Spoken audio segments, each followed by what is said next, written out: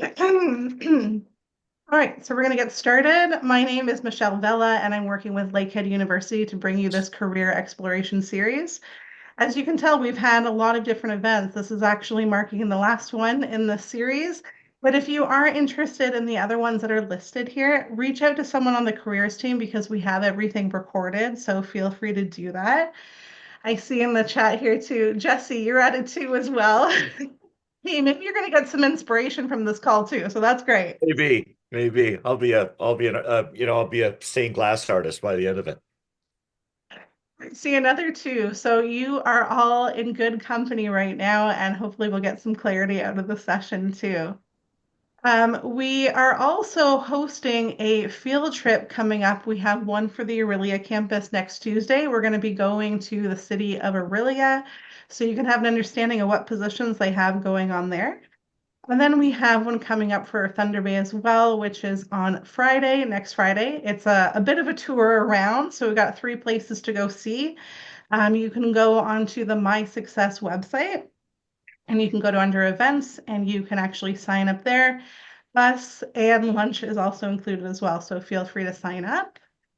And lastly, we also have a career exploration toolkit. So essentially, it's a self-guided resource. We'll walk you through all the steps on figuring out what path is for you. So there's some self-guided self-reflection activities, there's some career assessments, and then as well some information on how you can do some labor market research to identify which is the right path for you.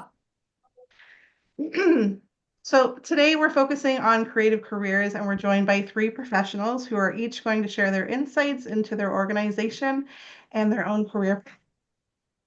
So first we have Catherine Semson. Am I saying your name right? You're very, very close. Sim Okay, Sesson. thank you so much. So Executive Director at Children's Canadian Opera. Then we also have Angela Jason, who's the CEO of Wazi Sun Arts in Thunder Bay. And finally, we have Jesse Collins, who's the artistic director at Aurelia Opera House. So each are going to take about 10 minutes to give some insights on their own career path and possibly some information about what's going on in their organization as far as careers. So without further ado, I'm going to pass it over to Catherine. Awesome. Thank you so much. I'm so delighted to be here to give you some insights into creative careers, but specifically through the lens of opera. So, as Michelle mentioned, I'm currently the executive director of the Canadian Children's Opera Company. My path started long ago. I felt a burning sensation inside that I needed to do something in music. I love to sing. Singing is what got me through shyness as a child, and I knew that that's where my heart was. So I needed to have singing in my life in some capacity. And in my teens, I explored what it would look like if I took a Bachelor of Music program, and I did a Bachelor of Music at Queen's University, which is a great university because it allowed for a lot of entrepreneurial work. And I didn't know that at the time, how key that would be to what I'm doing right now.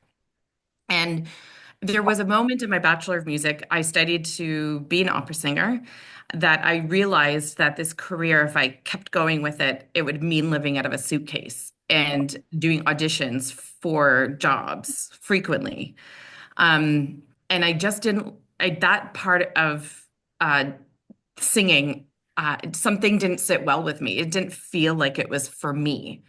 And I started realizing through some work when I was at university in the community, so volunteering, working with their local orchestra, and delivering programs for young people and youth and adults that were meant to be introductory programs, that I felt that spoke to me equally as performing on stage. So I thought, how do I go out of this, like fusing these two things?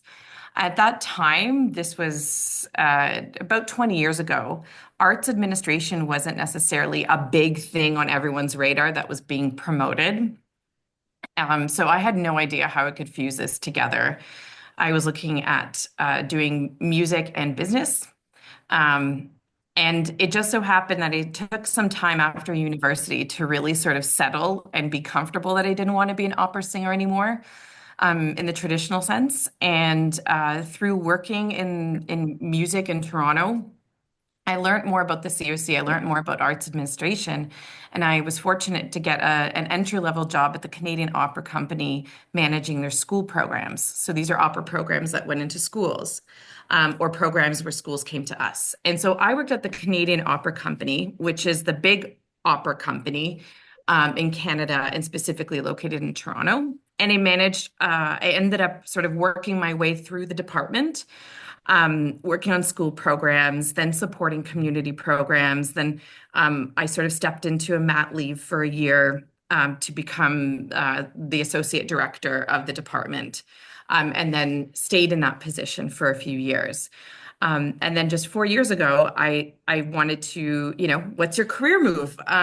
Where do you go in opera? It's not a huge industry. And for me, I identified that what I loved about my job at the COC is working with young people, and helping young people to discover their own path through music and through the arts and what that means, and supporting the people who deliver those programs. So I'm not teaching them, but I'm doing a lot of the admin stuff behind it to support the people who go in to teach kids. So an opportunity opened up at the Canadian Children's Opera Company, and that's where I'm now. The CCOC empowers young voices from diverse communities and diverse abilities to, we provide them with transformative music education experiences as well as professional performing arts opportunities. We have a 10-month program where we have over close to 150 kids for 10 months of the year, ages 3 to 19, who come to us weekly for rehearsals. They develop their music skills, their drama skills, performing arts skills, and as well as learn about opera while they're doing it. We produce our own concerts. We perform with other professional opera companies, including the Canadian Opera Company. We are separate from them. And we also produce our own operas. And so our team, though, is extremely lean. This is the word lean happens a lot in the arts in terms of resourcing. But this is where we're creative people and we're collaborative people. So those skills are pretty darn big in the arts from my perspective. We have a small team of an admin to manage all of the productions and registrations and financial management, marketing, fundraising, all those admin aspects to the arts. And then we also have a huge number, but for us, it's huge. But we have about 35 artists who we contract throughout the year in different capacities. So conductors, singers, vocal coaches, directors, stage directors, designers, costume designers, set designers, prop designers, technical directors, production managers, stage managers. I'm trying to think of who else. Sir titles, so projected titles. So we present operas in English, but we still have English titles up at the top of our theaters, our productions. So we have a number of different kinds of people working to deliver what it is that we do. And I would say that what we look for out of all the roles, like there's specific skill sets for every single task and role. But however, the ones who succeed the most and enjoy this the most, and sort of stick around the most, are the people who are really great problem solvers. They sort of look for opportunities when it feels like there are none. They are adaptable. They sort of understand that there's a bit of flexibility that's needed. They're very collaborative. Opera is a very collaborative art form, as many, many are. We're not the only ones, but a lot of people are involved. So good communicators, and I think people who take initiative. So because you don't have necessarily in my team sort of a lot of layers of managers and VPs and presidents and all that kind of stuff that you have in a corporate world, sort of stepping up and saying, I have something to offer. Can I show someone on your team, this is the direction I'd like to go in, often goes a long way to moving things forward. So I would say those are the top skills. And it's one of my colleagues at the Canadian Opera Company told me early on that working in the arts is not a job, it's a lifestyle. So I didn't quite understand what that meant at first, but you don't have a 9 to 5 in, at least in the opera world, in the theater world. Most jobs are not that, because we work during the day to set everything up, get everything organized. We rehearse and present in the evenings and weekends. So it can be challenging and to navigate that, but that is kind of part of that is the world we live in. But it is um, incredibly creatively stimulating to work with so many different kinds of creators in the world that I work in opera, um, and different ages as well, different backgrounds as well. And I see, at least in the opera and theater world, that there is more happening digitally, even on theater sets, um, just because of costs and everything of building big, elaborate sets has been shifting. So I've noticed that it's more digital is coming in, which is really cool to see how that evolves. So yeah, that's a bit about my world working in a professional theater in opera, and working with children in Toronto. I love that. And even from our first conversation we had, I'm blown away of all the different areas that are really involved in it. And I love that you pulled out those power skills like problem solving, collaboration, those really important parts to be employable and do well in a job as well. Thank you. Okay, we're going to pass it over to Angela.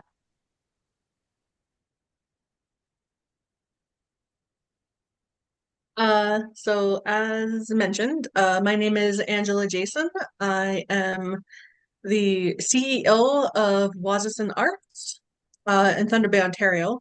I kind of laughed when I was asked what to label my uh, title as, because CEO kind of makes it sound like I'm running like this very large, elaborate company, when literally right now it is just me. I do everything with Wazason Arts at the moment. Eventually I will be hiring, because you cannot do everything by yourself forever. You will burn out. But I'm just not in that capacity right now to be able to do that. I want to be able to do it right. And that's kind of how things in the arts go. You do, you kind of do things on your own to start, and then you kind of grow your community, you grow your supports, and then through that, you're able to kind of continue. But yeah, I guess my creative background, I grew up on Manitoulin Island. I'm from Shishagwaning First Nation, pretty much 3 hours from the nearest city, which is Sudbury. So growing up, I didn't really have a lot of access to art supplies, arts programming. So I was more reliant on anything that my community did. So we did a lot of like leather craft, beadwork, those traditional crafts, but I was always interested in painting. But again, low income family, is just my mom, not a lot of extra income for art supplies. Uh, Came up to Thunder Bay for school. So my formal background is actually in outdoor recreation, geography, and education. So I did my bachelor's in outdoor recreation education, went on to do my master's of education. My career initially started off in politics, a political territorial organization in Thunder Bay called Anishinaabe Aski Nation. And that was a very large organization. So I was in their education department as their student safety coordinator. And this was all pre-pandemic. Did not realize I had ADHD at the time, because I guess my way to work with it is more, I thrive on the environment around me and kind of mirror. So the reason why I was able to be successful in kind of that corporate environment was, oh, my coworker is over there sitting at their desk working. That's what I should be doing. And then COVID hit. I'm working from home. I didn't have a designated workspace. My husband taught English at the college, so he's there in just a shirt and then his pajama pants and then playing video games the rest of the time. So I'm like, is that what I'm supposed to be doing? Which was not. So it got to the point where like my mental health was declining, my physical performance at work was declining. You needed to kind of take that hard look at yourself to decide, I'm not doing myself any favors, I'm not doing the organization any favors. So I made the leap to resign and then just pursued art full time. I started regularly painting in 2015. 2022 is when I quit my job and started doing art full time. I'm currently starting Wazason Art, so this is actually relatively new. Uh, Probably started the planning stages in May of last year. Got a building in December, moved in, and basically how I run Wazason Arts is very grounded in my experiences as a child trying to create art but not really having the resources. So my whole goal is just to kind of make the arts more accessible, not even for kids, but even for adults. My specialty is kind of adults arts, mostly because, again, there are so many arts programs for kids, not so much for adults. Yeah, so basically the whole idea of Wazasin, it means nest in Anishinaabe, which that kind of creates the foundation of Wazasin art. So a nest is your home. It's a place where you kind of grow and learn. So that's kind of the idea for the arts. Trying something new.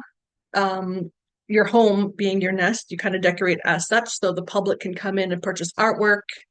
And then once yeah, and as artists, I also kind of want to create it as an environment. Sorry, my husband walked in. I'm going to be here for like two, so you might need to like, I don't know. Yeah, so that's another thing actually. I'm working here in my studio. The door is open, so people are gonna like be coming in and out while I'm talking. But yeah, back to the whole art thing. Basically with Wazason Arts, it is a physical location here in Thunder Bay. Uh, I teach here, I display my own work, but it's also kind of a starting out point for other artists. So maybe you're kind of just getting started in your career. You're not sure how to get your artwork seen.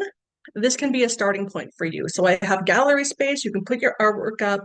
I have my website. I can put your stuff on my website and sell it and promote it that way. And not only is it kind of a draw for my work and for what Wazason Arts does, but as each artist kind of becomes involved, it kind of grows eyes on Wazason Arts, it grows eyes on the other artists that are here, just kind of helps to increase your presence. And then ultimately, if an artist's career really starts to take off and they no longer need my services, then like a bird leaving the nest, you're free to go and do your own thing. So that's kind of the basic thesis of Wazason Arts. Besides that, so I specialize in acrylic painting, digital artwork, and stained glass. Jesse mentioned maybe by the end of this session, he'll be a stained art glass artist. I don't know if he knew that's what I did, but surprise. Yeah, so I am everything I learn in art and pretty much everything I learn in business is self-taught. One of the benefits, I suppose, of ADHD is that you have, if you're focused on something, you have the drive to just get it done. Not always the healthiest, but it's kind of worked out for me. Um, but just kind of the having the plan and just kind of circling back if I get off topic. Um, but yeah, so with the whole stained glass, I not only do it myself, but I also teach it. So I have all the supplies here in town because, again, business wise, you kind of see where there's something missing in the community.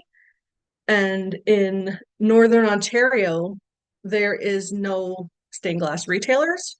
So I figured might as well jump on that and start a supplies business. So not only do I teach, but hey, if you like it, you can also get the supplies from me. Don't have to worry about the shipping because that gets to be a nightmare. But there's a lot to consider when it comes to like a career in arts. Um, you can go my route where you have an entire studio that you start to manage and kind of grow that artistic community if you're doing it solo and just kind of focusing on what you're doing as an artist. Um, reaching out to the local organizations in town to say, like, hey, I have this idea. How can we get this to work together? Because there's a lot of collaboration. Um, Even though I'm the only employee of Wazason Arts, I have a huge network of connections I've made over the years. Like, I wouldn't say I'm an extroverted person. I'm very much introverted, but in order to kind of be successful, you do need to at least reach out and make those kind of interpersonal connections. Mostly because opportunities uh, don't always happen, I wouldn't say organically, but someone might know you, someone might hear of an opportunity and say, oh, I think so and so would be really good for this. And then they'll kind of pass your name on. So that's kind of where a lot of opportunities that I've had over the years. So I've done artwork for the Ontario Women's Hockey League. I painted some hockey sticks for them. I have an exhibit, not an exhibit, but the Toronto Zoo has a bat exhibit. So I did a huge mural for their permanent exhibit. So that's there. Uh, and those were all just opportunities from someone hearing from somebody else, having a connection and saying, oh, I know this person. And that just kind of taking off and saying yes to those opportunities as well. Because there's times where we get into our own heads as artists, like, oh, I can't do that. I don't, why me? Like someone mentioned your name for a reason. They have that belief in you.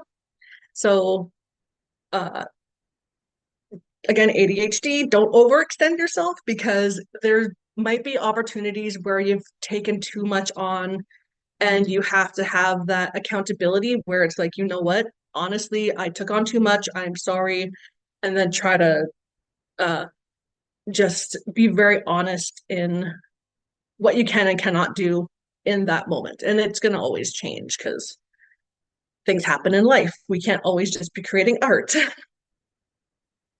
And yeah, like back to the whole artistic community, business wise, you want to kind of try to balance community and your own, like making sure that you can keep the lights on. So paying yourself. uh, so one of the things I do is a lot of my corporate clients, I make sure that when I do my invoices for them, that I am accounting for my time, for all the materials, for my expertise. But if there's community art projects, so what I'm working on right now for the Ontario Native Women's Association is we're going to be making these little stained glass red dresses and putting it up in the Thunder Bay Art Gallery for the month of May. Now, normally a class is like $150 in my studio, but for the purpose of this community art installation, I'm offering the public to come in and make these little dresses for $20, which just covers the cost of materials. So I'm donating my time, I'm donating time in the studio because there's certain things that you're going to really believe in that is worth kind of taking the hit to your bank account initially, but the hope is that people will see what you're doing community based wise. They'll come into your store, they'll see more of your artwork, and then it kind of just grows your presence. So you can't do that all the time because you're probably going to burn out. And also, you might not have a studio location if you keep giving away things for free. But just it's all about balance. And maybe that balance isn't always going to be 50-50. Like maybe it's like 90-10, but then as time goes on, it kind of shifts back into something a little more even. But yeah, I mean, as far as careers go, it was in arts. Probably the first hire I'll be looking for is more of a studio assistant. So with business and kind of doing everything on my own, I do like the bookkeeping. I do make sure the inventory is stocked and barcoded, keeping everything clean, contacting clients and having those communications. If someone comes in, the customer service face goes on. Like there is a lot, and the whole 9 to 5 thing, yeah, it truly does not exist in the arts world. But uh you make you make time for other things. If you don't, like it just kind of consumes you and again you burn out. So really making sure like I love making art, and sometimes I'll be here for like 12 hours and it's like I did not eat today. So actually just what came in, my husband was bringing me food. So I'm like, yeah, I probably wasn't going to have lunch if you didn't show up. But yeah, I mean, a lot of rambling, a lot of talking around in circles. I hope that all made sense. But yeah, ultimately, I guess the main theory is build relationships because you never know what kind of opportunities might come up because of someone hearing about something and knowing of you. Miigwech. Thank you so much. It was so really interesting to hear about the intentionality behind your business too, and how you use your ADHD as like your superpower in your business too, and how those kind of go together. So thank you so much. And I'm going to pass it over to Jesse. Thanks, Michelle. Thanks. It is so cool to hear people's stories, other artists, and we have so much in common, even when we work in different disciplines. Angela, yeah, I knew you were. I cheated. I looked up, some what people were doing and what we'd be talking about. So yeah, that's why I was talking about today. And I have a great friend of mine. I have two friends that have one aspires to be a stained glass artist, and one who is a stand-up comedian has sort of been spending a lot of her time sort of doing it here in Toronto. So it's fascinating. It's a cool thing. My backstory is like a lot of people, I was going to university. I did a show there. I'd done some singing when I was a kid, and um, I was in a bit of a musical there that I was doing just for something to do. And an agent saw it and asked if I wanted to take a year off and see if I could. I was going to U of T, so it was in the city. And this is a long time ago. I'm far and away the oldest one here. It was now, I think, maybe 40 or 43 years ago. Um, and I went back to my folks. I grew up in a little town called Cannington, which is not far from Aurelia, oddly enough. And I told my folks I was going to leave school and become an actor. I was the only one of four kids to get to university, and they were, I could still hear the forks on the plates at the dinner hour when I made that announcement. And my father didn't even know there was such a thing as a job as being an actor, and I might as well have told him I was going to be a mime or something. He didn't, he had no clue. So, and at that time, and this point's been made, Michelle. This is a terrific opportunity. I think at that time there was no guidance counselor at our high school who suggested that there are any number of careers within the arts that you could think about and pursue. And I know Michelle touched on that as she was going through her journey. And so many people that I meet that now I work with all different kinds of professionals, all the different disciplines that an arts organization encompasses. Um, and it's very similar, certainly people of a certain age that they either backed into it or made a crazy commitment early on, and you transition through all these different things. And I think what tends to happen when you look at whether you're a sole proprietor or you're developing a business within the arts, whether you work for a larger arts organization, there's always the sense that you need a terrific amount of diversification in terms of your skills. And I think that is, I think remaining curious, and Michelle touched on problem solving. It's an extraordinary skill to have, and I think one that we develop. But I think that it always starts for the people that compose the teams that I like to work among is being around people that want to be a part of a solution and not a part of a problem. I think those people kind of self-identify very early on in our business, and their careers tend to sustain. So anyways, I became an actor. I worked first on stage for 3 or 4 years and did all the things, including in Thunder Bay. Did a couple of shows up there and sort of ran around doing that and started to work in film and television. I was very lucky. In my mid-20s, I ended up on a television series that was a French co-production, and we shot half the season in Toronto and half the season in Paris, France. That went on for 5 years. And during that experience, the director of photography said to me, he said, if they miss your contract pickup, which is something that happens when you're a regular on a television show, there's a time of the year when they wait to see if the networks are going to pick your show up. And if they do, they exercise an option that they have on your contract. They frequently miss them, which is, an agent's opportunity to get you more money or whatever it might be. But this director of photography, who's still a great friend, said to me, he said, you know, you know a lot about dramatic narrative. You're learning a lot. You're on a film set every day. You should ask to direct an episode. And producers hate that, but they'd missed my pickup, so we were in a very good negotiating position, and I got a show. And it all had to do with being curious. And what I've found since, and what I still do now, I work with a lot of other artistic directors at theaters across the province, and we actually have a little group of 6 or 7 of us that meet weekly, and we also have our general auditions. Something you should know as you look at it from a career point of view, um, most of the artists, pretty much all the artists, are unionized. We all work under a union, Canadian Actors Equity, and so there's stringent rules about how things are done, and um, things like breaks and work hours and all those sorts of things. But there's also rules about for artistic directors that we have to audition people. We've got to once a year have general auditions where we see young actors and sometimes older actors that we haven't seen in some time or we don't know. And we get together with the 6 or 7 of us of these other theaters. And we had a conversation the last time we did it, which was just a few weeks ago. And these are people that I've known a long time and some newer ones. But every one of us has been in a situation where we were given an opportunity that we probably weren't ready for. Those things present themselves, and it's having that confidence which you don't always have. And I know Angela touched on this. It's not built into us. We're not. It's amazing how many actors are actual introverts. They're extraordinary when they tell stories, but when you meet them in they're all different, just like all people. But it's amazing the number of them that you meet that um, really are not sort of out there. Hey, look at me. Hey, look at me. And then they do the most extraordinary work when between action and cut.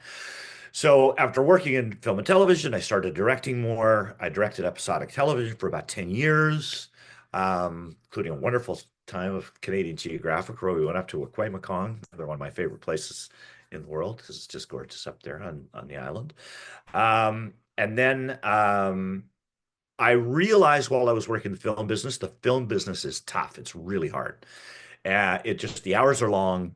Um, it's always insecure, just like all businesses are, I think, in this day and age. I thought we used to have the arts used to have the market cornered on the insecurity of work life and all those things. I think that's been spread around to just about a lot of industries now. So that's kind of the way life is. Um, and I decided I wanted to get back into the theater I'd always sort of kept a hand in. I'd direct a play once in a while. Occasionally I'd act in something. But I opened a theater with some business partners in Port Credit, Mississauga, where I lived. We ran that for about 5 years. And then I had moved up north to Bracebridge to a summer place that I had up there. And an old theater colleague called me about coming to the Aurelian Opera House, and that was 10 years ago, strictly to produce and direct and design all of the in-house productions that they do. A lot of the things that come in are rentals, but we also do a significant amount, particularly in the summer season. And that's been my joy and my challenge. And um, success in the theater business is survival. That if you keep the door open, then you're a success, just like all the actors that I've known that are my age. When we get together, we're not concerned as to whether somebody is a movie star or a celebrity, or if you have been working in this business, no matter how you've subsidized that for your entire life, then that is a victory beyond all imagination. And so it's the reward is always the work itself. Um, but I also stress, and this also, I think aligns with what other folks are saying. Uh, it has more in common with running a small business than it does for just being, I'm an artist. I do whatever I want. I'm just free. It actually takes discipline and organization and thought and finding ways with that discipline and organization to open yourself up to tell the stories that you want to tell, to create the art that you want to make, and ultimately to be the person that you want to be. So I highly recommend it, but I also offer the same word of caution that anybody would offer. Having said that, I'm not cynical about it. And I remember I have a son, a grown son now, and I remember having friends when he was growing up saying, boy, are you going to tell him to, be in the arts or be an actor or whatever? I say, yes, I would. I would. I'm not cynical about it at all. It's extremely difficult. It's extremely challenging. But I knew that when I left university, that instead of, I was sort of, the program was that I was going to go to law school. And I said that at that dinner to my parents that I really had a feeling that I would rather be a failure at something I loved than a success at something I hated. And I knew that just from the earliest exposure that I had to the arts, and again, growing up in a small town, similar to Angela's story, I didn't have a lot of access. I hadn't seen a lot, but as I started to see theater and visual arts and be around people who were involved in that, it became very clear to me very fast that this was where I would spend my life. So it's also I think important to stress that there's all kind and there's lateral movement within the arts that happens, that you may start as a performer and become an administrator. You may start as an administrator and become a technician. I love about it that because it's a collaborative work environment, that but there's still certain hierarchy to it. At the end of the day, somebody makes a decision about something, but that the road that goes there, it generally is a very collaborative one. And I think it's important to stress that there's so many different roles, and you can find different areas within the arts. But what I love about it is that it still has this sense of one thing can lead to another. It's not, I think it's less like some other businesses in the sense that if you're locked into a certain role, that may define you for a long period of time. The possibility exists to move both laterally and through the different disciplines that are involved. Um, Catherine touched on a couple of them, and I just think arts administrators to me are just the most valuable thing. It's not just a sense of organization, but it's being able to. I have a theater manager, Emily Martin, who's been with us now just for a year. Um, but I knew her by reputation when she was able to come to us, and we're just so fortunate to have her because she has an artistic mindset, but she also has the ability to really to organize well, to stay on task well, to consider things like the fundraising, the marketing, all of these things. Um, my role as an artistic director, I think, with respect to a lot of theaters, I would be called an artistic producer. While I do direct a lot of the work that happens, I do a lot of the design. I also lean in quite heavily into the marketing and communication side of things as well, just as organizational development and figuring out who we need for what roles throughout the organization. And that's something that I share with Emily. Those parts of it, if that is the kind of work that you think just your initial skill set would be better suited to, then the stage management stream really becomes a good entree to that.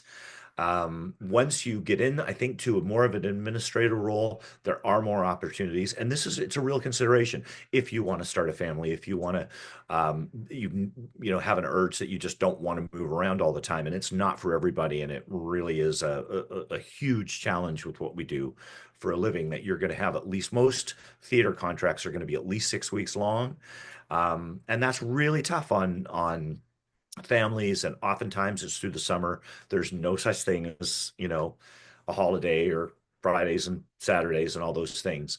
Um, but I think that if once you have that knowledge, and if you move into an administrative role, then you can get a little closer to that, but it never entirely, becomes something that is that kind of 9 to 5 in a sense.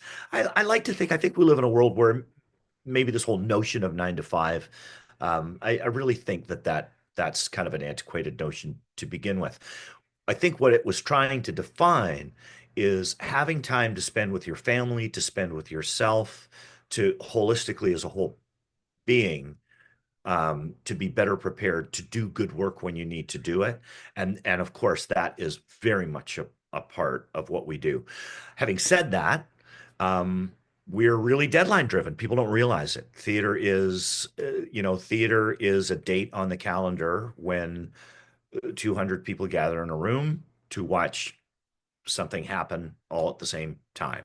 And what I often say, Lauren Michaels, the producer of Saturday Night Live, had a great thing he would say in the writers' room after they had their first table read. I say it now at all mine. He would say, "We don't do the show because it's ready. We do it because it's 11:30 on Saturday night." And I would say that when we're in rehearsal, we do our table read with a bunch of wonderful actors and set designers and props masters and all those various assorted individuals. They say we don't, if we open on August 13th, then we don't do the show because it's ready. We do it because it's 7:30 on August 13th. So um it's deadline driven, and that requires organization and care and thought and planning and a process.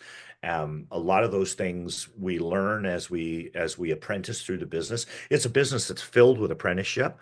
So speaking directly to people that if you're not sure about what you want to do, certainly for summer theater, it's really good to reach out to theaters and if it's not going to pay a ton, but they'll be paid positions, and there's always opportunities. If you believe that the arts is something that you think you might like to land in, the primary thing is to expose yourself to them as much as you can, as early as you can, whether that's belonging to a community theater group.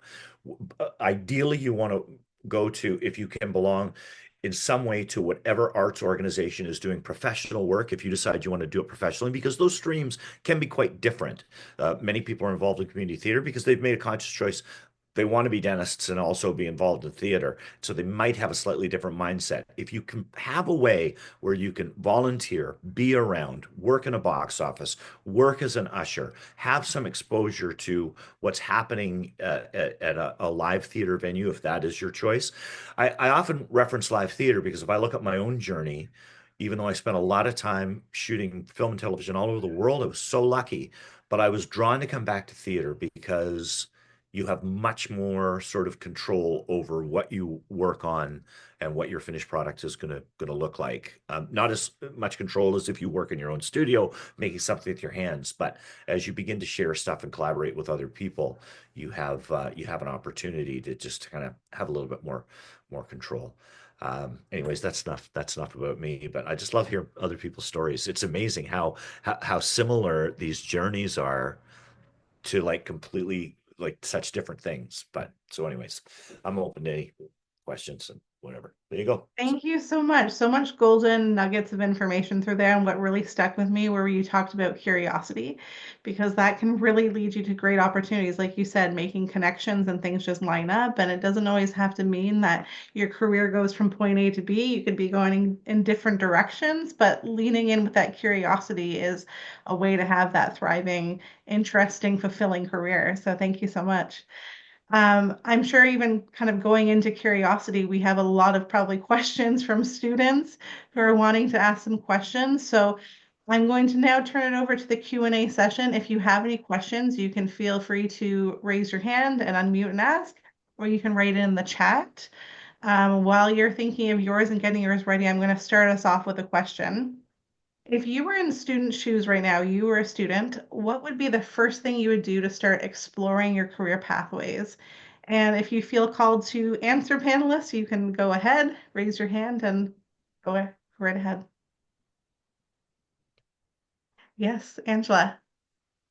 Yeah, I'd say while you're in school, probably a big thing, especially if you're doing visual art, is do your craft. Like build your skills, kind of build a base of work, because you can't promote yourself if you don't have work to show. Great advice. Jesse or Catherine, anything to share? I'd offer something quickly. The output will equal the input. So every little choice you make about what you want to do on social media or any other platforms of communication, you're basically making a vote for your future self about who you're going to be. And so you need to take, sometimes it's not practical depending on where you live to say, okay, I'm going to see live theater or I'm going to see live music but we always have the ability to read. The more you read and consume things that are aligned with what you think you might like down the road, and just be involved, do things, see things, input, get a lot of creative input, and then output will almost take care of itself. Kind of in line when you're talking about exposure, right? Like you want to see what is even out there so you're able to decide. That's really helpful. Catherine, would you like to share anything? I would also like to offer, I'm trying to put myself in your shoes. If I was going through sort of the time of life that you are right now, um, exploring and having social media. So in my, like around me, I didn't, and I know I do have a lot of gray under here, but it hides well. So I'm probably a little older than most people think, but so I didn't grow up with that kind of technology at the time you are right now. So I maybe would go back and think about, how if I am consuming, how am I doing it through curiosity to try to figure out what works for me as opposed to comparison. I think that's the biggest thing. I don't know how you guys all do it with I'm a scroller. I'm a mom of two young kids. I work in the arts long. My outlet is horrible, but it is scrolling very late at night. Sometimes the stuff I consume is great. Sometimes it's pure garbage.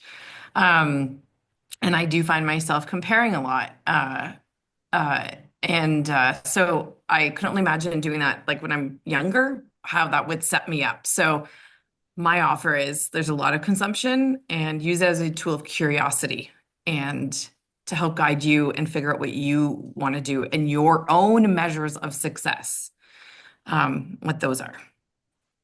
Those are wise words because I know, especially when just before you're graduating, you're really comparing yourself to your peers and what's happening. But the thing is, when you're thinking about career success, what you want for your life, it's going to be different compared to others. So if that's a path for them, it doesn't mean that's going to be the path for you. So kind of staying tunnel vision into what you want, that's really good advice.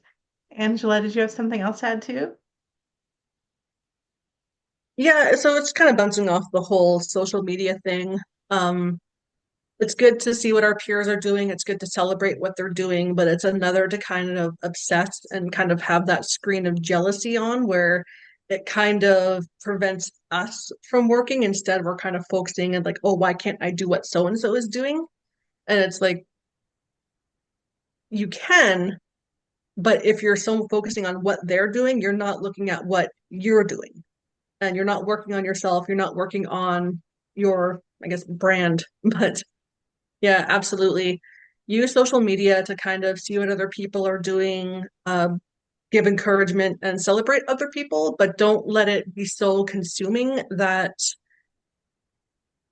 you're kind of ignoring, again, ignoring what you're doing. Because I kind of fall into that sometimes, a little bit of FOMO, because I have a lot of really successful friends and it's awesome. But there's sometimes where I'm so focused on what they're doing, I'm actually lose sight of what I'm doing and what I have done because I've done some pretty cool things, just like you've done some pretty cool things. I just That's a I'm aligned with all these things, and but the number one thing that I have to do for myself, and my partner is really great at this too, just sort of having this attitude.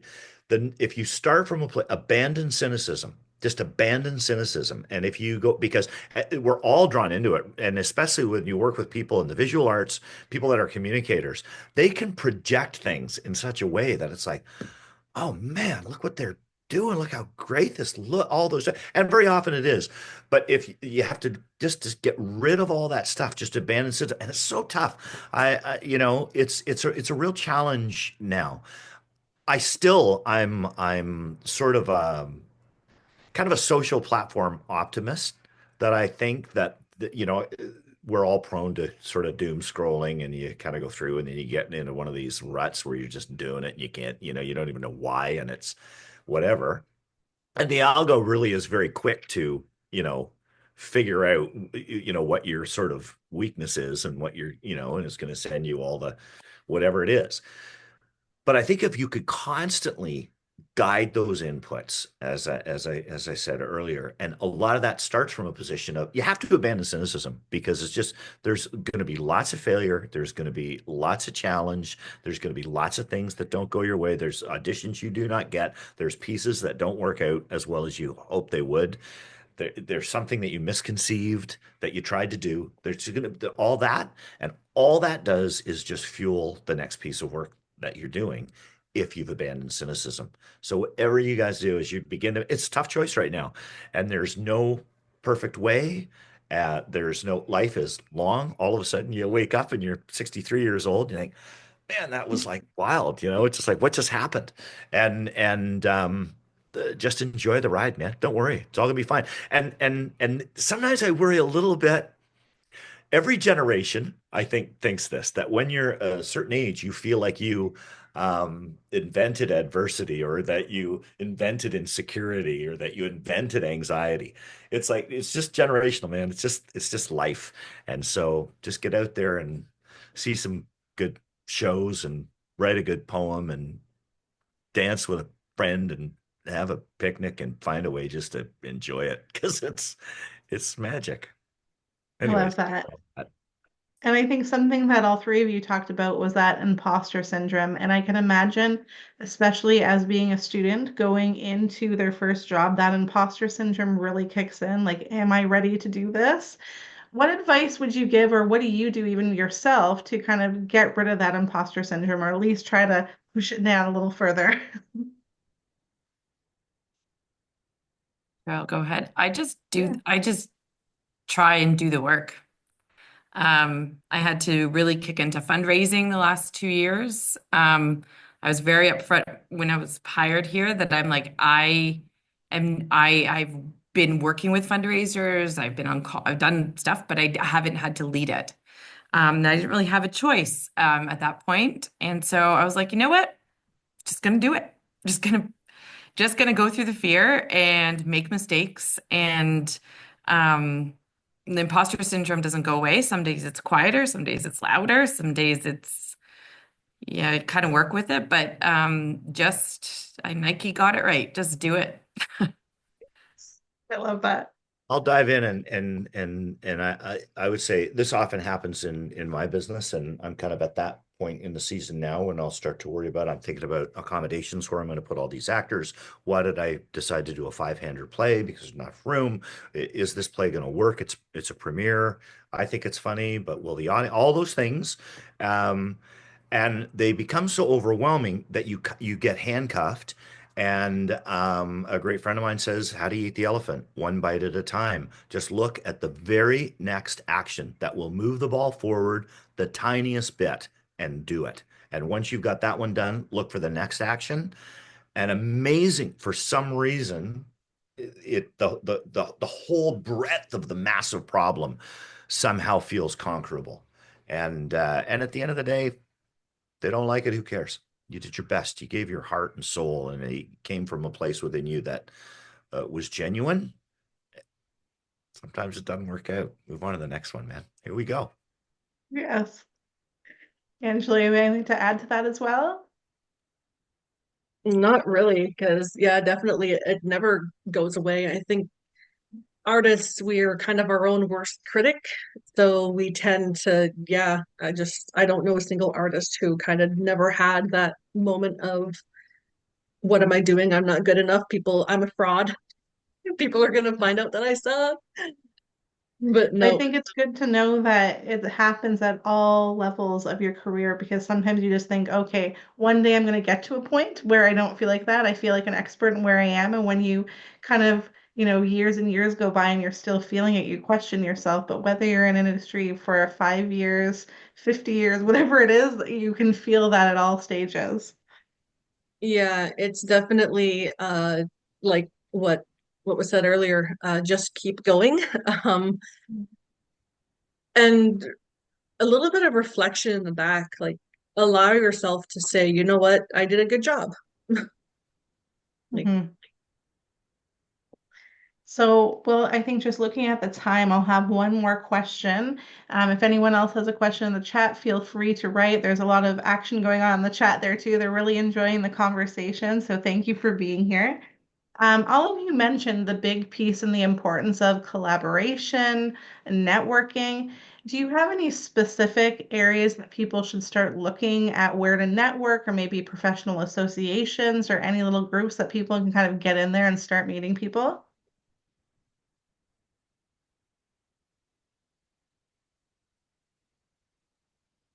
I think Locally, for go to. as far as Oh, go go ahead. ahead. No, go ahead. Go ahead, Angela. I think as far as like being in art school, like that's already a good place because you have your professors, you have your peers. Like there's this sense of competition in the arts because I mean, we want eyes on what we're doing, but at the same time, uh it's not competition like if we're running a race. Like if there's athletes, it's very much like there's a definite winner. Whereas with the arts, even though we're in competition with each other, like there's there's no end. Like there's no way, no definitive like yes, this is where you made it. Like it's constantly pushing ourselves, growing, like and we kind of help each other along. But yeah, definitely just a good place to start is just with those that are already in your class, like your educators, looking for any kind of student arts things. Like in Thunder Bay, we have an organization called Definitely Superior Art Gallery. And every year they do a members show where it's not juried. It's just everyone who's a member of the Definitely Superior Art Gallery gets a piece up on the wall. And so they have their openings and you can mingle with other people. So just start talking to people and you never know what connection might grow into something else. Same with theater. Go to shows, go on opening nights, and and the actors and the directors and designers are always there on opening nights. Go up to people and introduce yourself and say, I what a terrific show, and I'm interested in the arts, and I like to come out and see these things and just meet folks. And I'm not sure everybody is that that's with us today, where the students are from and where they're We located, have but a certainly. mix of Thunder Bay and Aurelia here. Yeah, so if you're in Aurelia, just reach out to any of us that are at the Opera House. We're more than happy to take people on a tour of the building. It's extraordinary to see. As you know, built in 1895. You've probably been in it and sat in the audience. Maybe you've been backstage or worked on the stage, but to come in and see the kind of work that we do there and what we do. And it's so true about this nature of competitiveness. Yeah, of course we're competitive. There's competition because survival is success, right? But what I always maintain is if somebody goes and sees another show in my town, there's a reason why a lot of the theaters they call it the theater district and they're all in the same place. It's because if somebody comes to a friend of mine's theater and has a good experience, the chances of them coming to my theater go up, not down. And if somebody has an exposure to a piece of artwork that they love, the chances of them going to another gallery go up, not down. And so that kind of stuff happens. I really just think you've just got to get out there and go to the opera. I plan to. Mhm. Amazing. Catherine? Oh, I was just going to offer not to be shy to reach out to organizations that you might stumble on online. It doesn't ever hurt to, send an email, or if it's local, you can drop by. Your local arts councils is another good place. Maybe to talk to your program manager or someone, like figure out who someone to talk to, because they're the ones that are funding a lot of the organizations in your own communities. Mm. Um, so there's also the Ontario Arts Council as well that sort of covers province-wide. So they have like lists of who, if you're just looking for lists because you don't know how to Google it, you can go to Ontario Arts Council and there's lists of artists and organizations, grant recipients because it's public funding. So that's got to be out there. So you can just kind of get a list of names of organizations. Um, and they'll also have individual artists as well listed there. So that might be a great start. And Yeah, that's all it, that and also if you're looking for work, work and culture is one of the places to look at for different work down the line. But certainly just reaching out. Don't be scared to do that. Somebody might pick it up in an organization and will respond. I'm glad that you've confirmed that because I know that's always an uncomfortable spot for people. They think, I don't want to be asking, I don't want to put anyone out, but it's important to go out there and it doesn't hurt to ask, and you never know what comes out of it as well. Like, be curious. That was a big theme throughout our chat today, too. So I want to thank you so much. This has been such a valuable conversation. I know I learned a lot. Jesse, I don't know if you're going over to stained glass now from all this conversation as well. I love it. But I want to thank Jesse, Angela, and Catherine for spending the last hour with us, giving some great insights and tips. And students, thank you so much for taking some time out of your day to meet with us and learn even more. And without further ado, we'll close it here because I know I'm 4 minutes after. But thank you again, and hope you have a great day. Thanks, everyone. Be well. Thanks Bye, so much. everyone. I Thanks, was late here, everyone. but Nice it to was meet you, Jesse. wonderful. Nice to Thanks. meet you, Jesse. Nice to meet Nice you to all. meet you, Angela. Yep, Catherine. Thank you. Thanks, Michelle. Bye. Thank you, everyone. Bye.